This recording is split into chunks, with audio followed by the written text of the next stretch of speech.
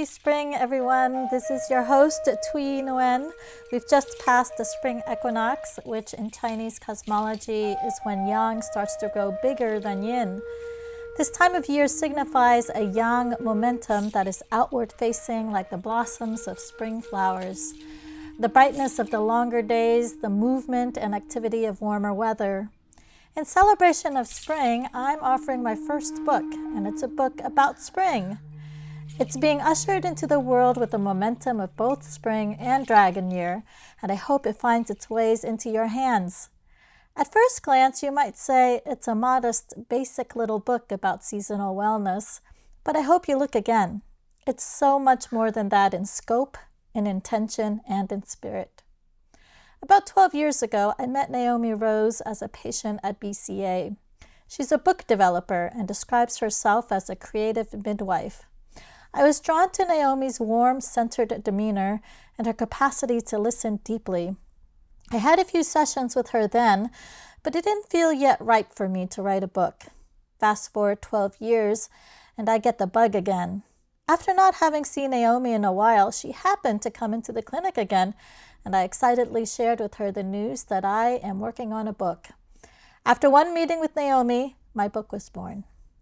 In this podcast, I discuss with Naomi my book, The Spirit of Spring, Timeless Chinese Wisdom for Everyday Living and Healing, and our conversation covers many topics, touching on the intersections of creativity, healing, and spirituality.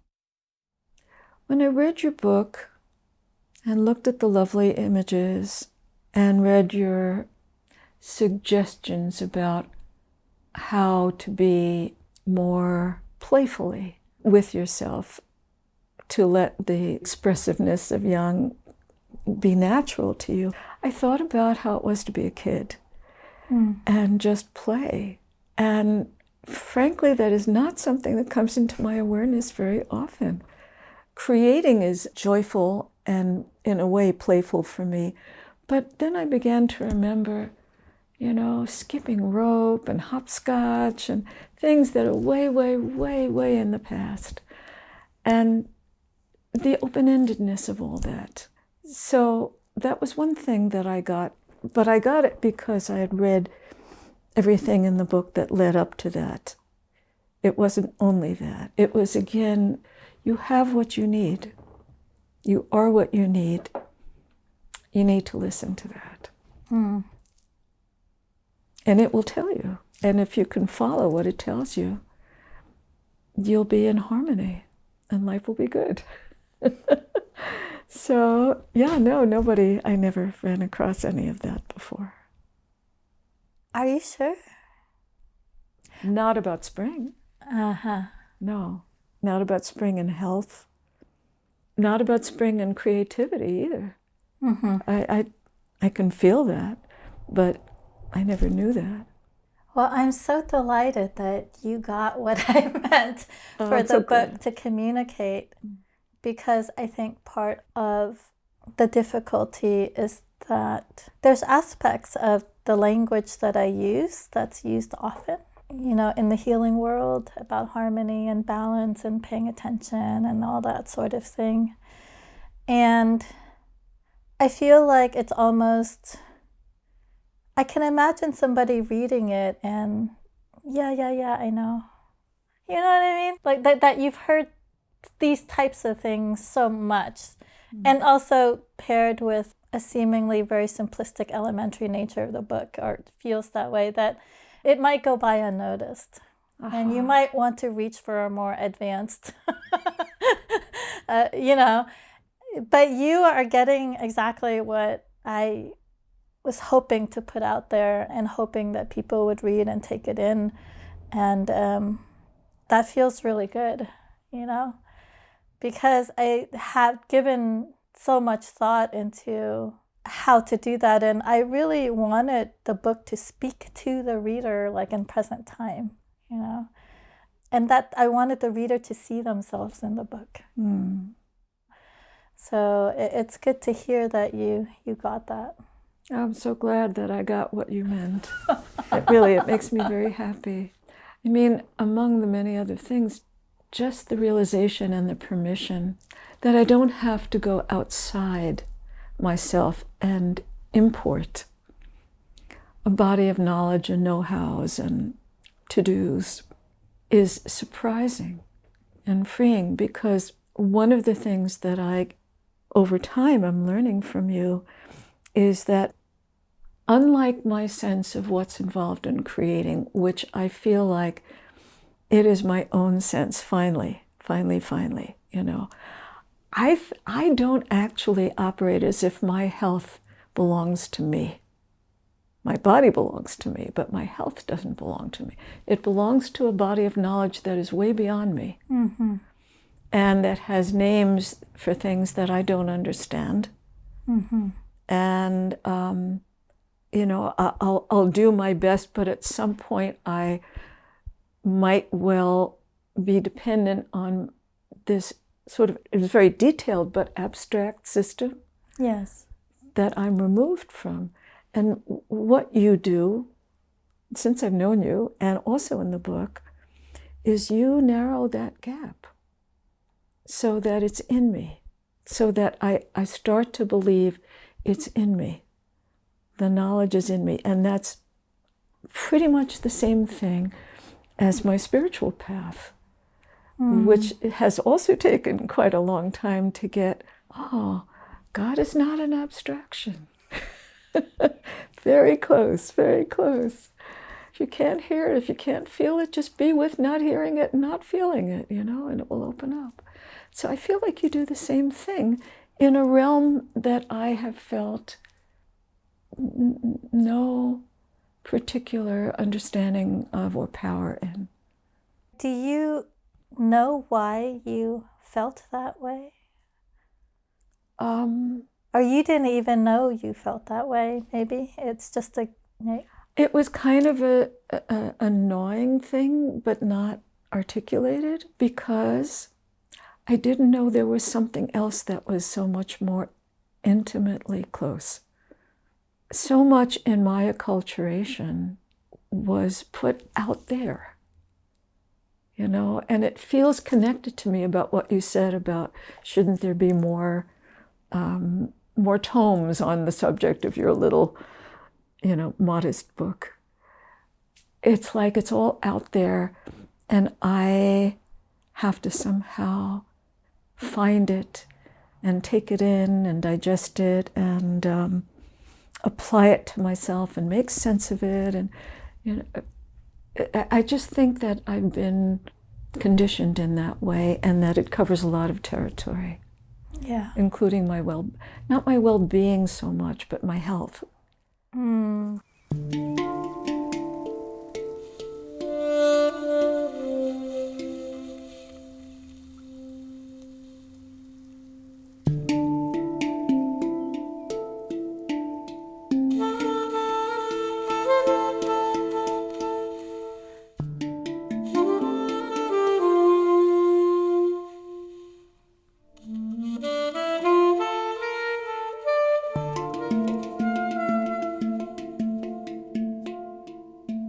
It's wonderful. It's wonderful to hear, because I'm exactly trying to do what you're getting.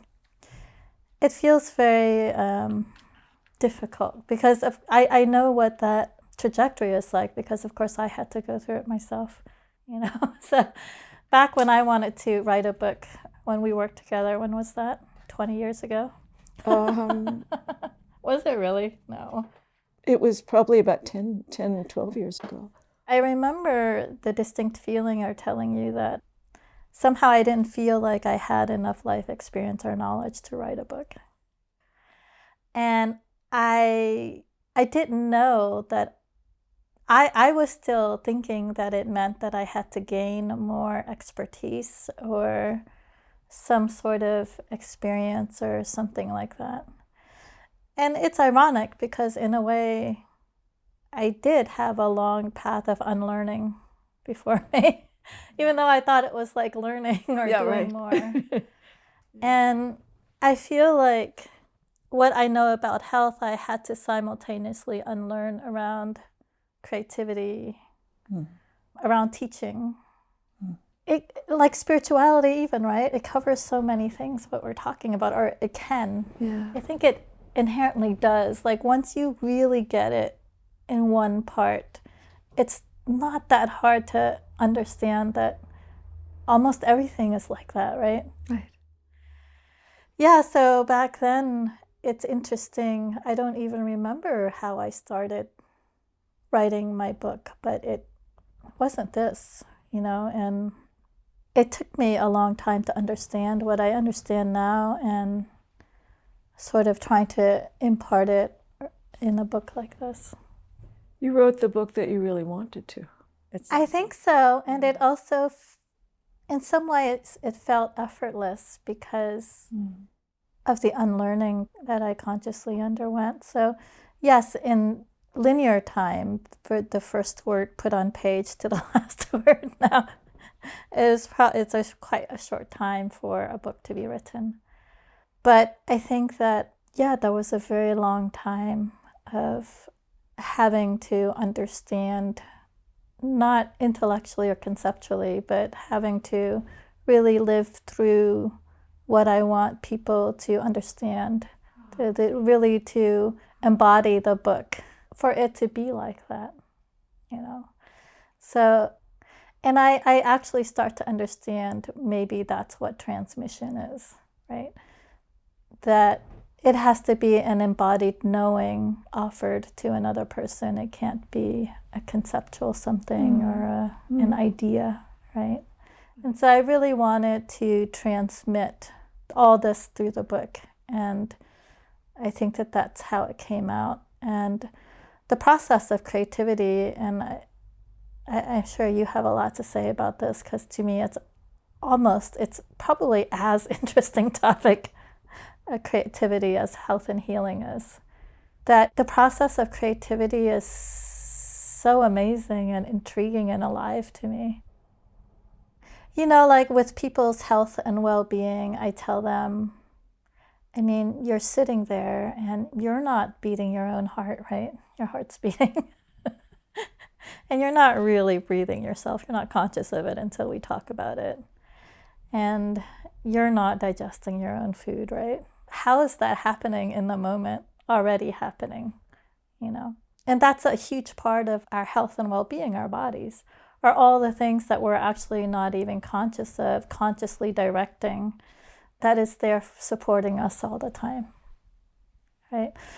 There's something about creativity that feels that way to me too, where I can start to be conscious of doing something, but as I'm doing it, it's like there's a way, the way that it wants to go by itself. And feeling into that and feeling my embodied creativity, but the force of it doesn't feel like it's necessarily generated from me. The genesis of it doesn't feel like it's generated from me. But that once I become aware of it and respect it, it has its own life. And it's a very present time.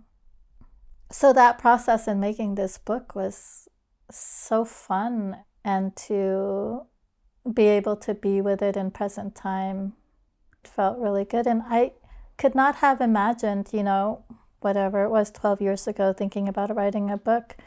That was not what I thought the process of writing a book was. Like you're saying, like, to me it was hard work and research and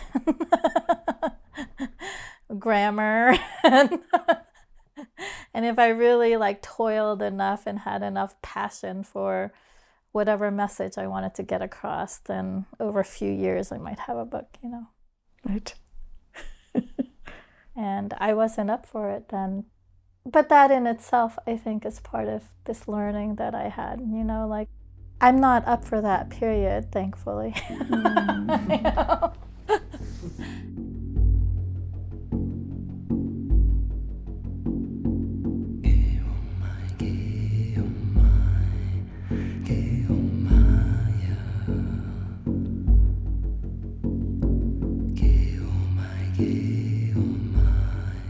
Ge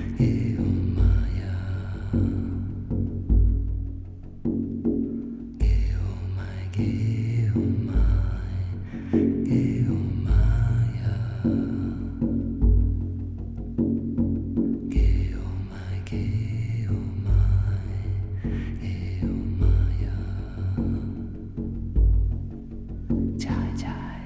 I don't know, I feel very passionate about sort of connecting and extending this sort of ease and the knowledge of what is feeding our hearts and what is actually writing books and what is bringing meetings together and what is infused in that tea. There's something that feels, that is what we're actually yearning for, that thing, not the perfect number on the scale or the blood pressure number, not the amazingly researched book, not the things that were going to bring us these small moments of glory or joy that we think we want, but the things that exist in the moment now, the miraculous things that are always sort of nudging us or offering itself to us if we can only feel that and understand that, oh, that is life itself, Oh, it's so beautiful. I wouldn't have known to put it that way, but I everything in me is nodding yes to that. And it's really wonderful to put these things on the same table, so to speak, that even now in my mind are very compartmentalized. I seek to be here, I seek to find the oneness, but even so, my acculturation or training or, growing up with intellectual parents or whatever it is, it's like health, creativity, meetings, but how beautiful. And it's true, isn't it, when you get behind what drives all that and not so much into the, I don't know what to call it, the presentation of it, the presentation in my own mind of it. It's just beautiful. And then you could relax. You could let go. If everything is really connected in that way. Yeah. Yeah. I love what you said about the creative process, and I can relate to it. I suspect that you are more attuned, more able to really go with what gives itself to you without struggling. That's what it sounds like, without fighting it, without saying, but I meant to do this and now it's going this way. That you just go with it, You really are a riverbed that lets the water flow through or something, It's such a beautiful quality. And I don't know if you would have gotten there if you hadn't given so much of your life to Chinese medicine and what all is in that, which is, I know that's way beyond what I consciously know, but that you've brought that place in you, which you brought to Chinese medicine, into creating, which all shows up in this little modest book of, 48 pages or something. Simple is sometimes the hardest to do. And and you have. I think Chinese medicine gives me a language and a lens for it, I believe that where Chinese medicine came from, which came from shamanic, indigenous sort of connection to what is, nature and the world.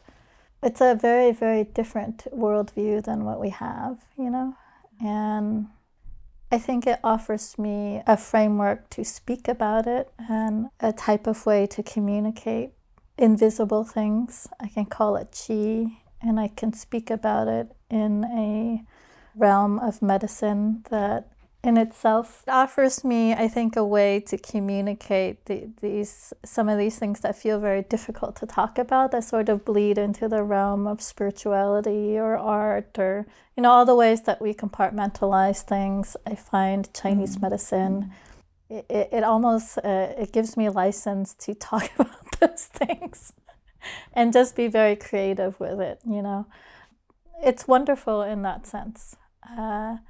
I am not the spokesperson for Chinese medicine. In fact, most people who speak about Chinese medicine do not sound like me. Within our field, there's So I say traditional Chinese medicine, and now there's something called classical Chinese medicine, and there's this distinction between what is more accurate and how to do things. And within our field, there's lots of different perspectives on medicine. And overall, I think that a lot of Chinese medicine is also just reflected through this cultural lens, which is a modern Western lens. So tends to be the idea of focusing on the tools and how to use it instead of Western tools, but without really changing the way we understand the body or ourselves in relationship to the universe. So within this field, people speak about Chinese medicine in all kinds of ways. And I think that that's one of the beautiful things about it. It's like very creative and very open. And we can talk about Chinese medicine because Chinese medicine is so vast.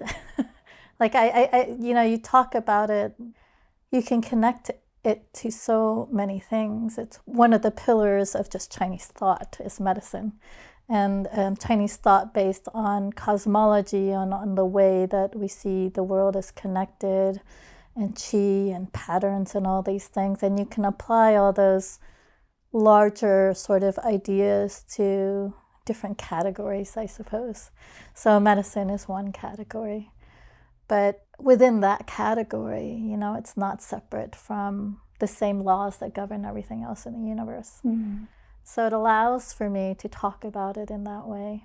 And I think realizing that, I think it's very alluring and seductive because it sounds so wow and mysterious and ancient and all-encompassing and all these things. But it literally is just talking about every single thing, like right here, right now. And I think that part we miss a lot.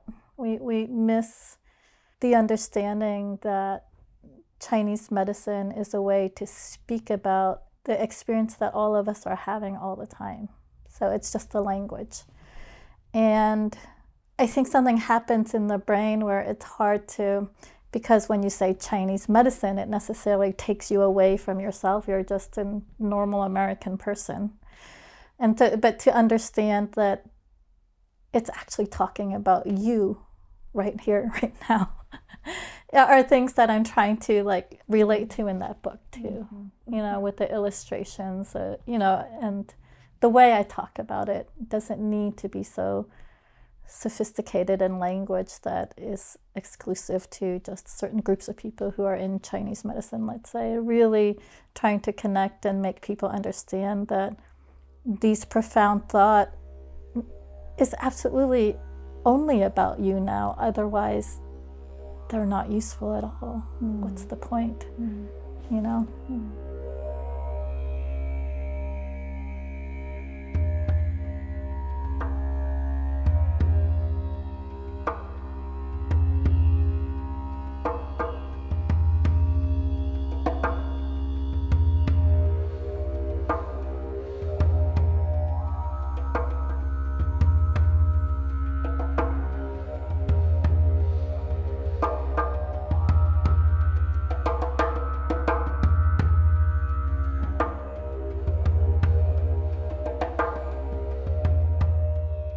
So it feels like you got it, which I'm so ecstatic about.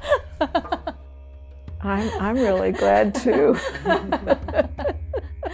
And maybe it is something that you are the audience. And people ask me, what is the audience? And I'm like, I can't even say that the academic audience isn't my audience, because I would love for a person like that to look at my book and go, oh, yes, this makes sense. This is the essence of it. Yeah, so it's an interesting question that I know we're supposed to think about and write to, but it's always a baffling question for me. Yeah, I understand. I mean, I can finally say something about who my audience is because those are the people who've showed up. Those are the commonalities among the people who've showed up over time. Maybe you'll just find out. Yeah, people will exactly. People will tell people. And then you can say, oh, tell me a bit about yourself and your demographics. The process of creation is so different from the process of dissemination. I think. It's much more, one way to say it is, I've been saying, process of creation is much more introverted. And then the process of promotion is much more extroverted. And the process is, whether you are or not, you have to find your own way in doing it. Well, I have yet to do that. Yeah. Other part. Yeah. Which I'm curious, because it must be related, even if it's different, right? Must follow the same rules that we're talking about. Wouldn't that be interesting? It must. Yeah. That would be interesting to observe as it happens. Even I never thought of this before. And I don't usually talk so much about the promotion part, except to kind of say, well, that's not the part that I'm the best at. But wouldn't it be interesting to bring what you've been saying into that, rather than have it be its own box, chunk, whatever, Because really, I once started something that didn't last very long, years ago. It seemed to me that the whole thing about writing a book, with all of the intervening parts, was to transmit something that was in you to somebody else who wouldn't be sitting before you. They'd be reading it. And I called it the reader-writer circle. And so it starts from the writer and it ends up in the reader, but all along the way there are all these other points and phases and people, and then it becomes, and it's an industry. There's an industry of publishing, and there's an industry of self-publishing, and there's an industry of all these things, and the connecting thread completely is lost. And it's even been lost to me in a way. But I like looking for those connections, and I haven't really made my way into looking for them. But really, that's what it is. It's just what's happening between us. I'm a reader. I'm a fitting reader for your book, except we know each other, so that's how I got to read it. Yeah. And somehow other people need to find it so they can have that same receiving experience, receiving the transmission, the health, the music of your book. Yes. That's the essence of it. And then the how-tos are, as far as I've run across it, what all of the noise is about. But this is the essence of it. When I hold it that way, it's really very wonderful and kind of thrilling to me, because it says that you, who came from a really different place geographically from me and had your own experiences and touched all these worlds that I haven't, and maybe vice versa, that everything that's formed you, it's not that everything you are is in the book. There's much more of you than there is of the book. But it has your imprint, or, it's like you're the ocean and it's the drop, partaking of all of the qualities of the ocean. And so I already get the benefit of knowing you, which truly is just such a blessing in my life, whether I'm sitting in the acupuncture chair or talking with you. But it's in the book too. Yes. And that's not true of all books, because many books, many published books, have a very different orientation and agenda and consciousness and intention. Mm-hmm. And many of them are published, and some of them do really well on the level of, sales and getting attention. But the healing in them may be missing. But your book has healing in it. Mm.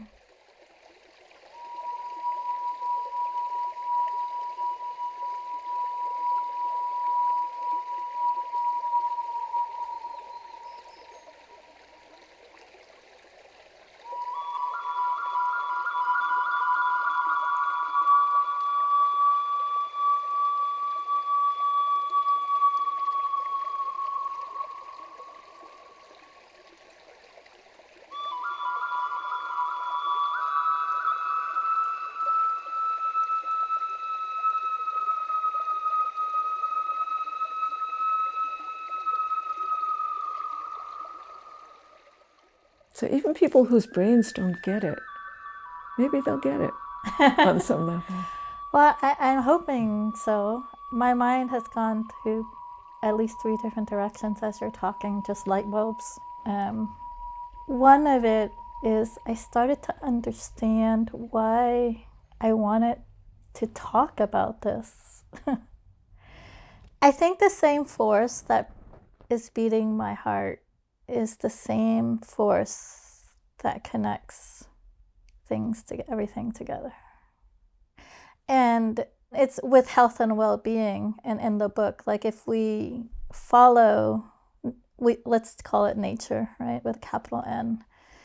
If we respect and follow that, then we'll more or less know how to care for ourselves and how to be in respect and intimacy and relationship with our bodies and the world in a fairly harmonious way. But if we stop recognizing that force, or we ignore it, or we think we're doing the heart beating, or we're doing things that our heart doesn't like and we're kind of dissociated from that feeling, that's when things go a little wacky, right? That's when things feel trying and difficult. But now in the moment, I'm extending that idea to readership and the connections that want to be made. But what is it inside me that might be responding, closing off, or not understanding that process to respect and trust it, right?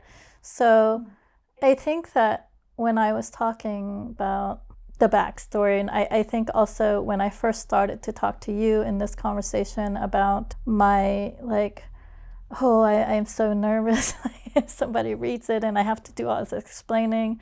There's some part of me, or like, oh no, a launch party, no. There is some life force or something that I have, that I'm trying to work through so that I can trust. I can trust the connections that want to be made, and that it doesn't just come from me. In fact, mostly it does. It might come through me, but it doesn't come from me, you know?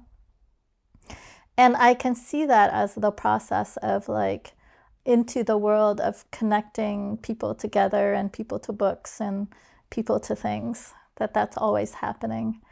But that our work is to also trust that, just like I can very easily trust things in my small domain. I can trust the creative process. It's just me, and I can listen, I can hear, and I can follow. You know, I can trust my body. But I think for me, it's the yang going outward of spring has historically been difficult for me, because there is, and I don't know why, I mean, I think it's a series of things, but there's a trepidation or a fear involved in letting that energy go out into the springtime freely, you know. And that as a small child, or especially as a teenager and young adult, I very much preferred to not have the energy go out. So just wanted to stay in, preferred rainy, cold days. And there's still some of that, but it's interesting to make this connection between now, oh, here's this phase, which is actually a very yang moving outward phase of the book-making process, which is the distribution. And that I can feel my, like, oh, like, just trying to relax and let the energy go out like that. It's interesting.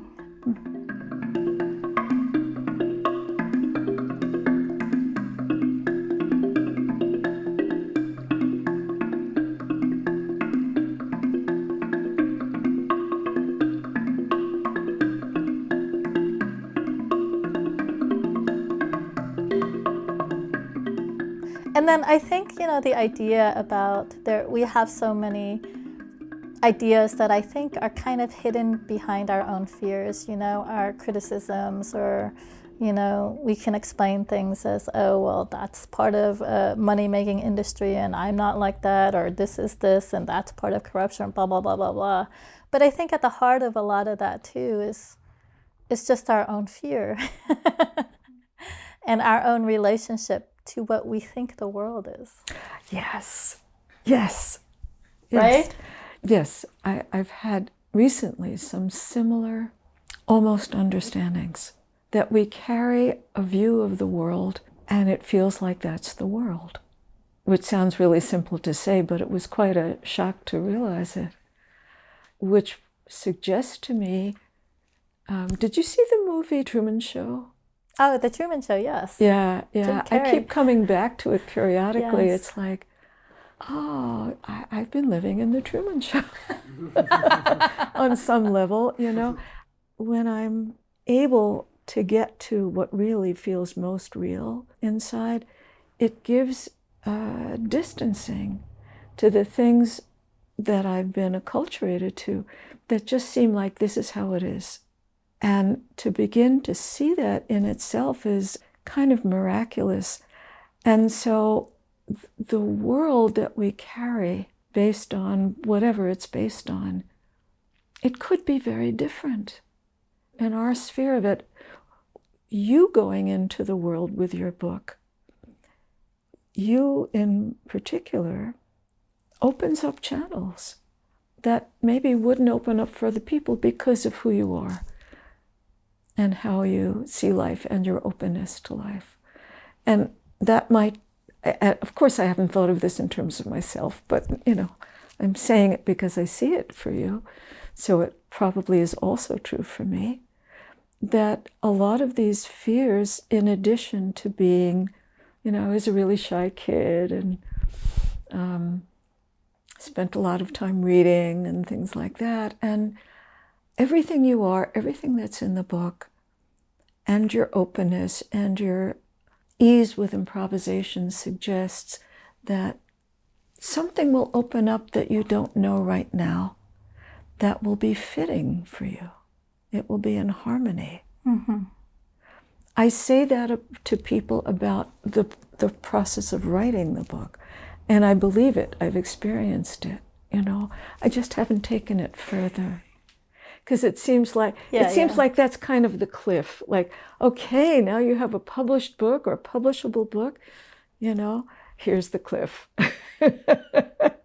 There is another, you know, another shore on the other side, but there's this chasm in between. And that chasm is, you have to become somebody you don't want to be in order to reach somebody you do want to reach. And I'm beginning to see that. And I think it's not the truth of truths. It's an acculturated truth. Mm-hmm. Yeah, I'm seeing that in this moment too. It's just such a miracle that the same rules for everything, it feels like the same to me, which it's funny. I have said these words before. We can say these words and you still aren't aware of your own blind spots or where the exceptions are in your world that you don't realize you're making exceptions to, you know. And I think that that's why it's such a practice. Something so simple has to be a willingness for everyday acknowledgement and practice. Mm-hmm. That these are not things that we can know just intellectually. In fact, maybe it's even better not to know it intellectually if we don't, you know, embody it. But these things are meant to be known in the moment, to be used, to be known all the time, you know? Mm. And I think that our impulse to reach for more all the time is like a not understanding how much we already... There is no more, really. Say more about that. I can't imagine knowing anything more about health that's going to help me in this moment. Knowing anything more about health, having any more factual information about anything that's more valuable than having an intimate relationship and knowledge with how my body feels in relationship with each moment. Mm.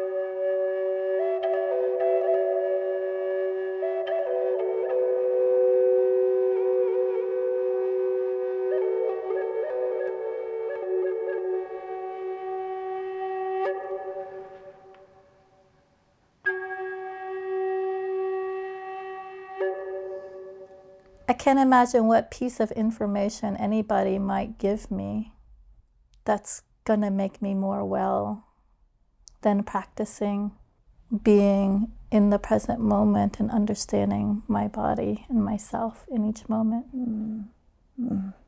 And I don't know how people hear that, you know? Like, does it sound so far-fetched or outlandish? Does it sound like, well, I'm gifted with a healthy body and mind naturally, and I can say these things? Like what happens? How do those words land on people? Can we actually accept that? You know, I wonder. Or do I sound like so arrogant or something that I can't imagine anything else, any piece of knowledge from so much, you know, knowledge out there? I don't know. But I really feel that because all day, every day, I have people come to me with far more knowledge than I do, actually, about all different kinds of medicines and vitamins and herbs and diets and exercise. Like, I can't keep up with all the knowledge that is out there. And they're still not at ease or well. And I think there's this belief that, well, I just haven't found the right knowledge. That's the carrot, right? So then, of course, they come to the clinic. That just might be the thing. And I don't know if it's a disappointment that I don't have anything more to offer, or that I'm not even aware of all the things that they know. But that I just see that we all are so completely gifted in our human body with knowledge that we don't recognize.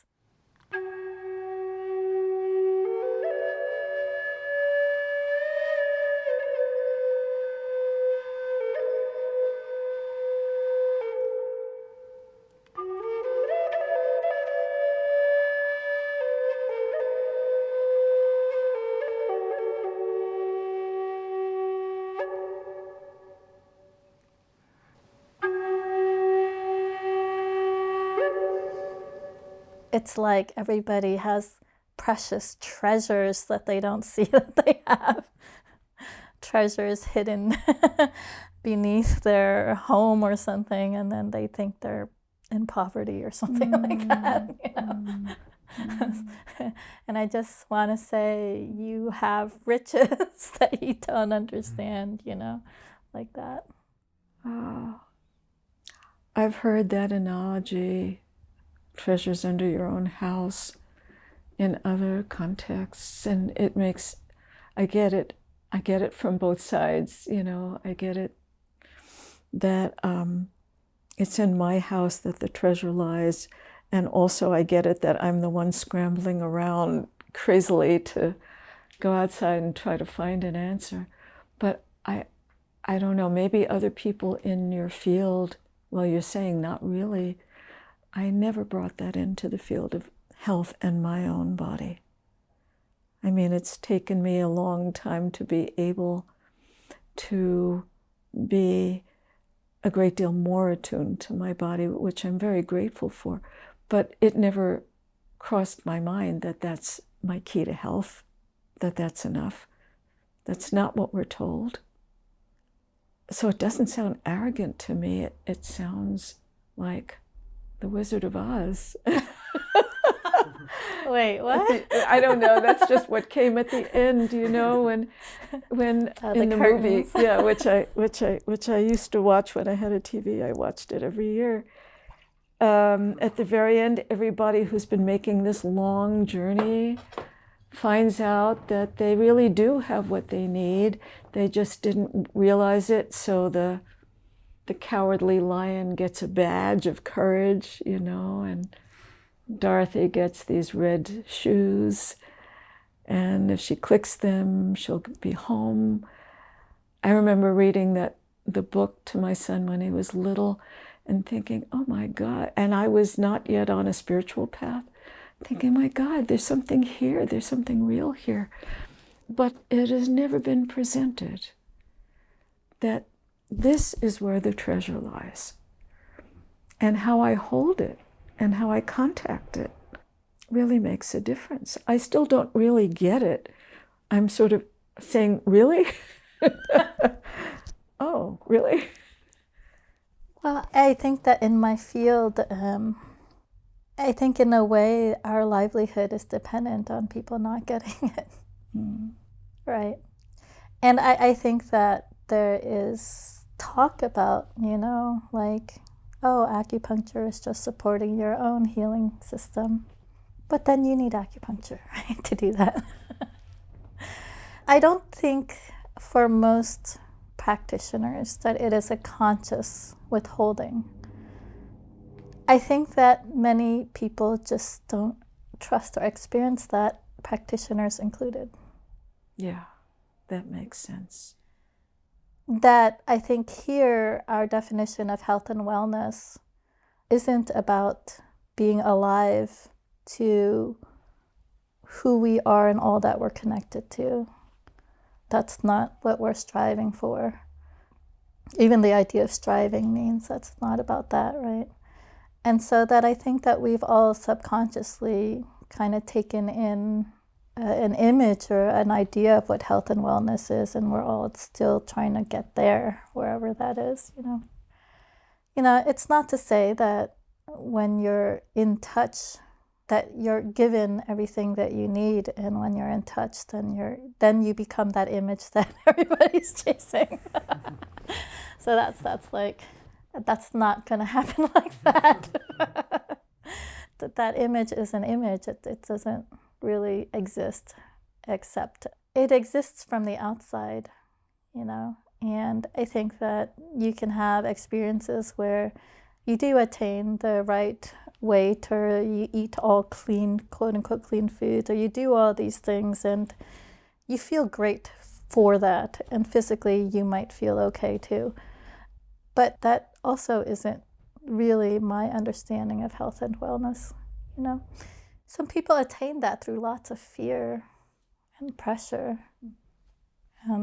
self-rejection, and sacrifice, So that the end goal isn't ever what health and wellness is, I think it's more akin to loving and accepting who you are, and loving and accepting what the world is. And I think that in that mutual respect, information is naturally guiding us, And I think that the most difficult barrier to why a person may not want to go this route is a tremendous amount of fear and distrust in the self, or shame or guilt of what might be discovered. There's a lot of reasons why it would be scary to actually, really, all I need is nothing, and I can just, that's a whole different ball of wax to look at. And, I think it's important to look at it, but I do understand why it might be frightening, especially I think we think it's easier if we just know the thing to do, and if we did it, we're okay. Except it's not easier, because nobody does it. And even when we do, we're not feeling okay most of the time, But there's somehow something comforting about having that. I'm not sure. It's an interesting setup we've created. And it almost continues to live because we actually don't look at it. Yeah, that feels true. It's not visible enough to even look at.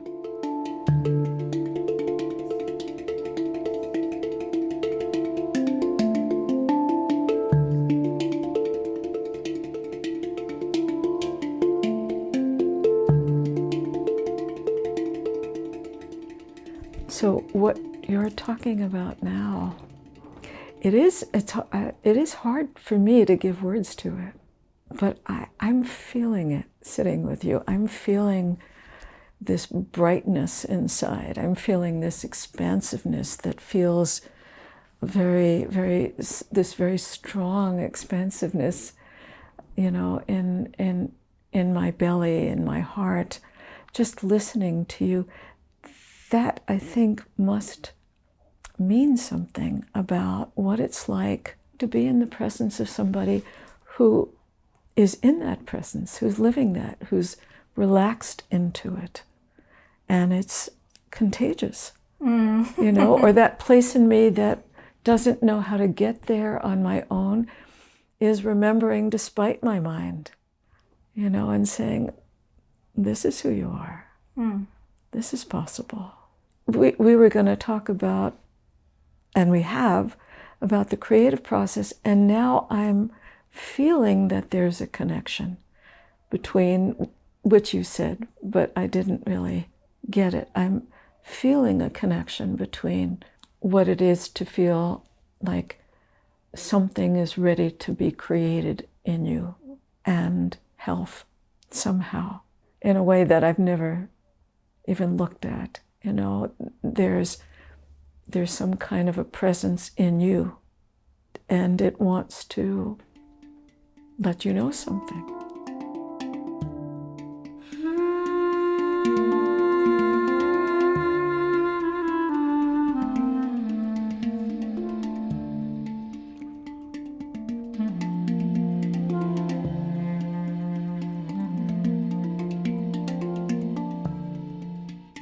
Feeling into the ebb and flow of the creative process is feeling into the ebb and flow of life itself.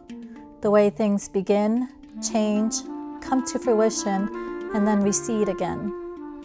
The rhythms of creation, the seasons of time both in the outside world and in our own internal world, our health and healing, and our lives unfolding.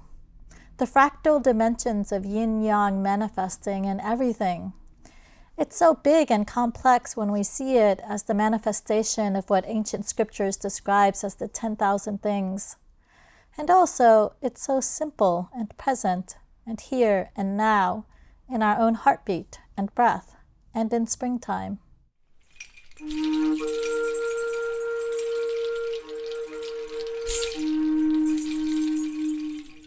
I hope you've enjoyed this program and can feel the nudge of spring speaking to you and supporting you. A big thank you to Naomi Rose for taking time out to engage in this most beautiful conversation with me. If you have a book that you're wanting to write and can use some support, I highly recommend Naomi to support your creative path. You can get more information about Naomi at rosepress.com. To purchase my book, you can buy it in Berkeley at Berkeley Community Acupuncture, or you can purchase my book on Amazon, The Spirit of Spring, Timeless Chinese Wisdom for Everyday Living and Healing. The amazing music in this show is from Laura and Sarah's new album, 5 Element Journey. Find it on her website, lauraandsarah.com. Special thank you to Daniel Burgess for the invisible technological hand in all these shows. My name is Thuy, and thank you so much for listening to another episode of You Are Medicine.